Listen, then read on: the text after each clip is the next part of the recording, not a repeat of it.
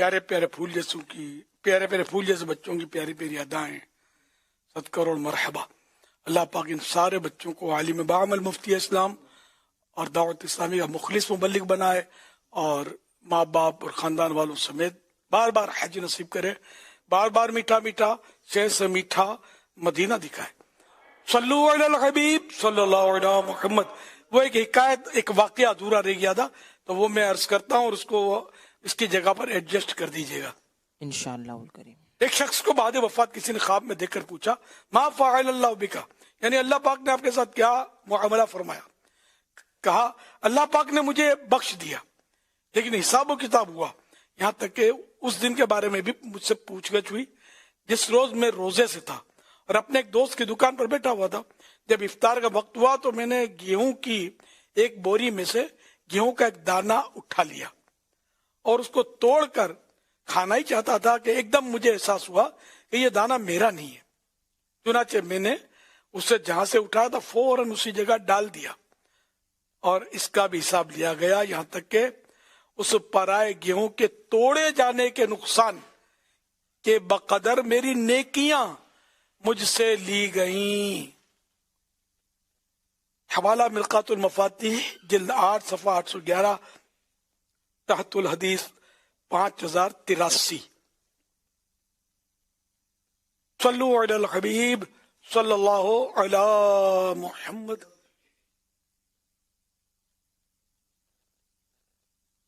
میرا نام ہمارا تاریہ ہے۔ میرا آپ سے سوال ہے، شعبان کو آقا کا مہینہ اور ماہ درود السلام کیوں کہتے ہیں؟ ہم بچوں کو شعبان میں روزانہ کتنے درود شریف پڑھنے چاہیے؟ جزاک اللہ خیرا۔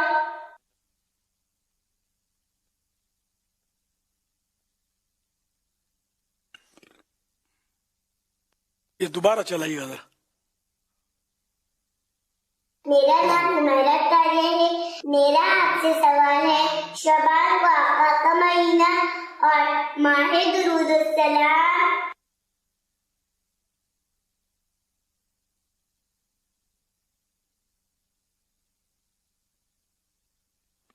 آواز آ نہیں رہی، برابر کٹ رہی ہے۔ یہ آپ کی پڑھنواسی ہیں، یہ پوچھ رہی ہیں کہ شعبان کو آقا کا مہینہ کہتے ہیں اور ماہ درود و سلام کہتے ہیں، تو اس کو ماہ درود و سلام کیوں کہتے ہیں؟ اور پھر یہ پوچھا انہوں نے کہ ہم بچوں کو کتنے درود پاک شعبان کے مہینے میں پڑھنے چاہیے؟ ماشاءاللہ، اس کو ماہ درود و سلام، شعبان کو آقا کا مہینہ اس لیے کہتے ہیں، صلی اللہ علیہ وسلم کے حدیث پاک میں شعبان و شہری، شعبان میرا مہینہ ہے، تو یہ آقا کا مہینہ ہے، ان مانو کر کہ سرکار صلی اللہ علیہ وسلم کے اس فرمان کے مطابق ہم اس کو آقا کا مہینہ کہتے ہیں صلی اللہ علیہ وسلم۔ اور ماہ درود و سلام اس لیے کہتے ہیں کہ وہ درود شریف پڑھنے والی آیت جس کو آیت درود کہتے ہیں، ان اللہ و ملائکتہ یصلون علی النبی یا ایھا الذین آمنوا صلوا علیہ وسلموا تسلیما، یہ مبارک آیت شعبان میں نازل ہوئی تھی، درود و سلام کی آیت، اس لیے اس کو ماہ درود و سلام ہم کہتے ہیں کہ اس میں زیادہ سے زیادہ درود شریف پڑھنے چاہیے کہ یہ آیت نازل ہوئی تھی اس میں۔ اور بچے کتنے درود شریف پڑھیں؟ بچے ان کے پاس تو وقت ہی وقت ہوتا ہے، ٹینشن فری ہوتے ہیں، نہ نوکری نہ دھندا نہ کام نہ کاج، کھانا پینا کھیلنا اور سونا۔ اچھا پڑھنے جاتے ہیں، جو سمجھدار بچے ہوتے ہیں پڑھنے جاتی ہیں، شاید جاتی ہیں، تو اس طرح پھر بھی بچوں کو کوئی مطلب اور گھریلو مسائل ہوتے نہیں ہیں، ٹائم بہت ہوتا ہے۔ یہ فالتو باتوں کے بجائے ان کو اگر ڈیجیٹل تسبیح ہاتھ میں دی جائے تو یہ آپ کو یوں 2-4 درجن رکھنی پڑیں گی، اس کا مطلب یہ روز 1-2 گھمائیں گے بچے، اچھا نہیں پڑھتا نہیں کھائے گا نا۔ تو بہرحال کوئی بھی ایسی صورت کریں کہ اگر سمجھدار بچہ تو ایک تسبیح اس کو دیں اور اس کو تاکید کریں گے گمنی نہیں چاہیے، ٹھیک ہے نا، تو یہ پڑھتا رہے، مگر یہ پیار سے ہوگا، دھمکی سے پڑھے اس میں مزہ نہیں ہے، پیار سے اس کی برکتیں یہ اس کی عقل کے مطابق سمجھا کر کہ یہ درود شریف پڑھتے رہیں۔ آسان درود شریف کے الفاظ ہیں صلی اللہ علیہ وسلم، یہ کہہ لیں، یا صلی اللہ علی محمد صلی اللہ علیہ وسلم. تو یہ اس طرح یہ پڑھتے رہیں گے نا، پڑھتے رہیں تو درود و سلام تو یہ تو بہت پڑھ لیں گے. ویسے بھی دیکھتے دیکھتے بچے ہزاروں پڑھ لیتے ہیں. اب وہ خدا بہتر جانے یہ پڑھتے ہیں یا خالی نمبر دباتے ہیں، لیکن یہ کچھ بھی کرتے رہیں گے تو آہستہ آہستہ ان کی عادت پڑے گی درود شریف پڑھنے کی. لیکن جھوٹ نہ بولنے دیا جائے، ان کو سمجھایا جائے کہ گندے بچے جھوٹ بولتے ہیں، اچھے بچے سچ بولتے ہیں. ان کی لینگویج میں سمجھائیں گے نا پیار سے تو انشاءاللہ ان کی عادت پڑے گی. تو ورنہ یہ فضول بک بک بہت کر رہے ہوتے ہیں. یہ اللہ کرے کہ اللہ رسول کا نام لیتے رہیں، اللہ اللہ پڑھتے رہیں، درود شریف پڑھتے رہیں، لا الہ الا اللہ پڑھتے رہیں. تو انشاءاللہ یہ ماں کے ہاتھ میں ہے، باپ عام طور پر نہیں کر سکتا. یہ کام ماں کر سکتی ہے. ماں خود پڑھے تو ماں چیختی رہتی ہو رات دن بچوں پر، کیا اس کو سکھائے گی؟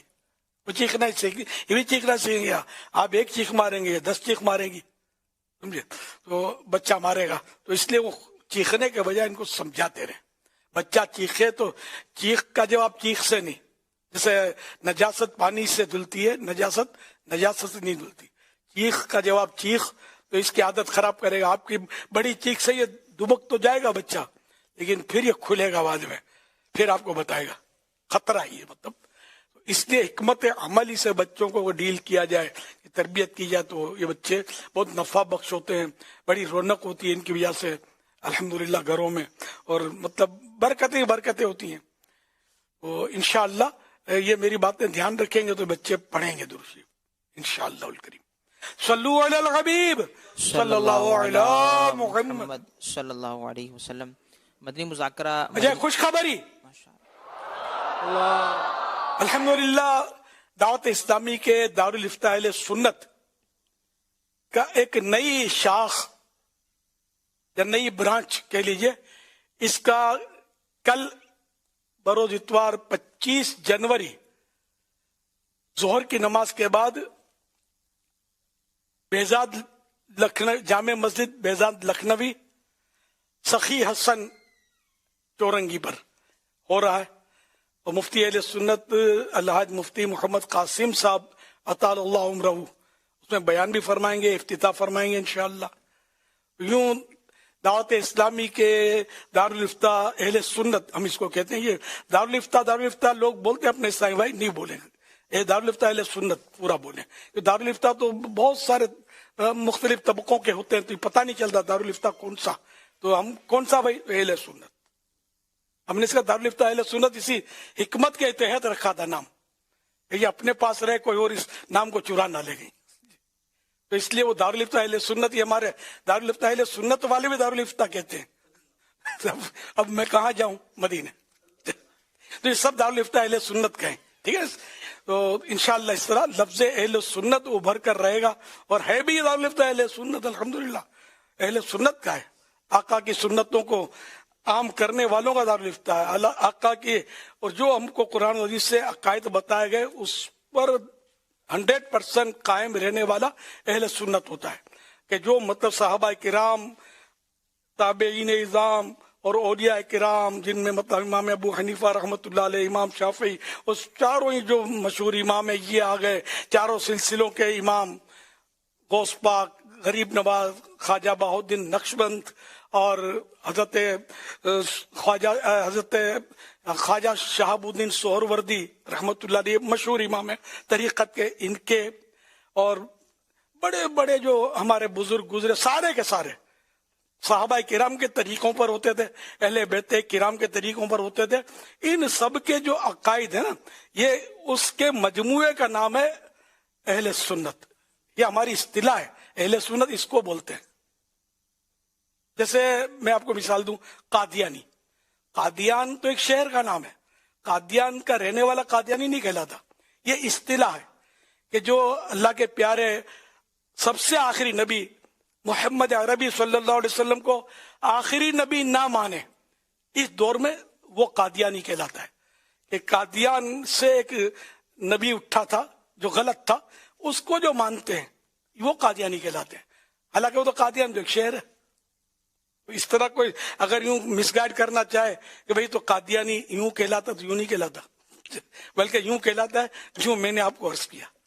تو الحمدللہ یوں ہم اہل سنت ہیں.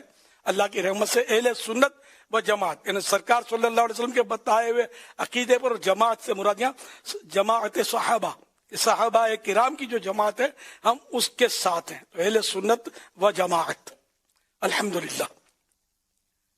تو یوں مطلب یہ کہ آپ نے یہ ذہن میں رکھنا ہے۔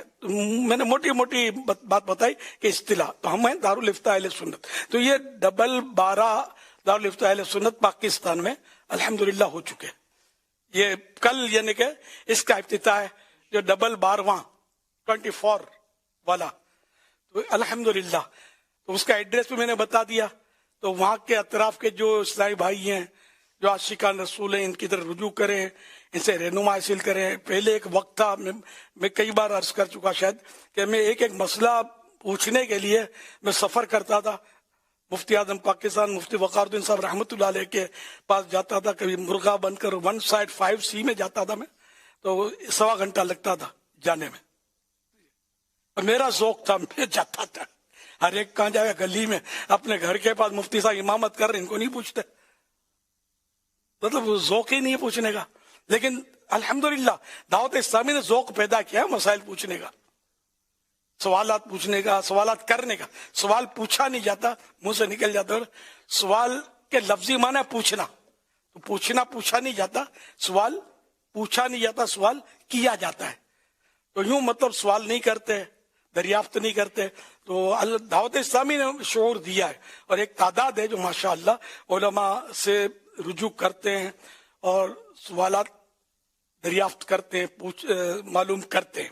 اور پہلے بھی تھے ایسے لوگ، اس میں کوئی شک نہیں ہے کہ دارالفتاء بھی ہوتے تھے، علماء بھی ہوتے تھے، اب بھی ہیں، خالی دعوت اسلامی میں ہی نہیں ہے، اور بھی علماء اہل سنت جو ہیں مفتیان کرام ہیں، لوگ ان سے بھی پوچھتے ہیں۔ مگر ایک شعور جو بیدار ہوا نا، وہ دعوت اسلامی کی وجہ سے ہوا۔ اور کسی ادارے کے بعد اتنے سارے دارالفتاء ہوں کہ میری نالج میں نہیں ہے جتنے دعوت اسلامی نے الحمدللہ کھول دیے، اور اتنے سارے علماء اور مفتی جو ہیں اللہ کی رحمت سے تیار ہو گئے دعوت اسلامی والوں کی کوششوں سے الحمدللہ۔ تو بہرحال یہ کہ کل 1:30 بجے جماعت ہے عشاء کی، جامع مسجد بیزاد لکھنوی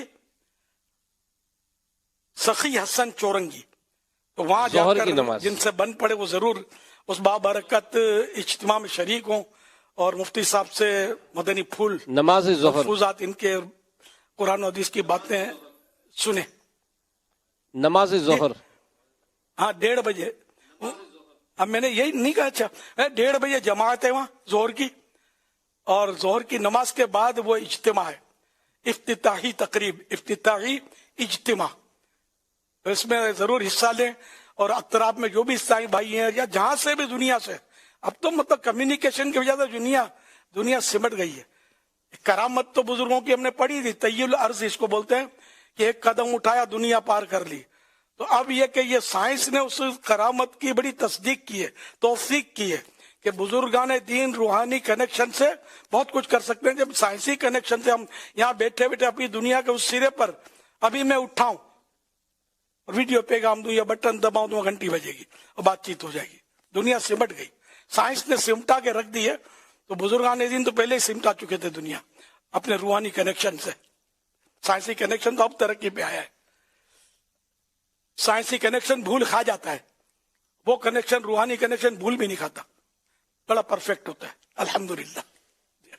تو یہ تو ایک ضمن بات آئی ہماری، مطلب ایمان افروز باتیں ہیں۔ تو بہرحال یہ کہ دنیا میں جہاں سے بھی، تو ہمارے ٹیلی فون نمبر ساری لسٹ انشاءاللہ اگر اس کا مدنی گلدستہ بنائیں گے نا، تو یہ ان کی ساری لسٹیں کہ کہاں کہاں ہمارے دارالفتاء اہل سنت ہیں وہ، اور کہاں کیا کیا نمبر ہیں ان کے، یہ ساری لسٹیں انشاءاللہ اس میں سمو دی جائیں گی انشاءاللہ الکریم۔ تو وہ جب سوشل میڈیا کے ذریعے آپ کو پہنچے تو مزید رہنمائی ہو جائے گی انشاءاللہ۔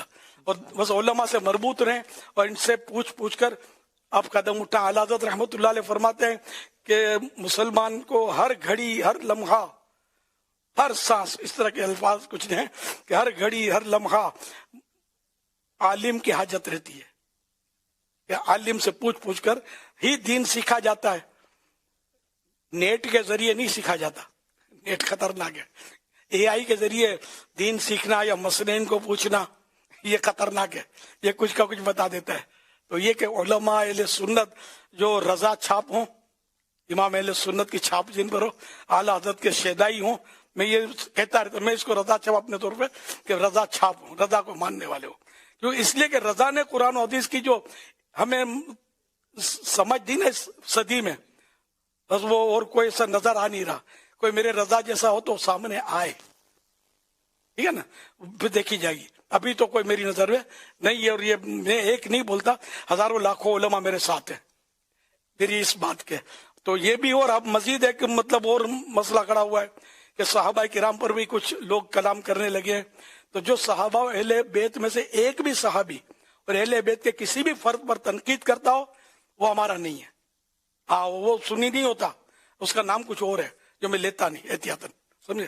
تو بھلے کچھ بھی بولے اپنے، آپ اس کو قریب نہیں جانا ہے. تو آپ نے رضا چھاپ اور صحابہ اہل بیت کے قدموں میں جو ہو صرف اس سے مطلب ہے کہ بات کرنی ہے، مسئلہ دریافت کرنا ہے، اس کی صحبت اختیار کرنی ہے، اس کو سننا ہے. باقی کی گلی سے بھی نہیں گزرنا. ہاں، ورنہ ایمان کو اللہ نہ کرے کچھ ہو گیا تو پھر کہاں کھڑے ہوں گے. خدا نہ خاصہ. بڑا نازک دور ہے، بڑا نازک دور ہے، بڑا ہی نازک دور ہے. اللہ ہم سب کا ایمان سلامت رکھے. صلو علی الحبیب صلی اللہ علی محمد.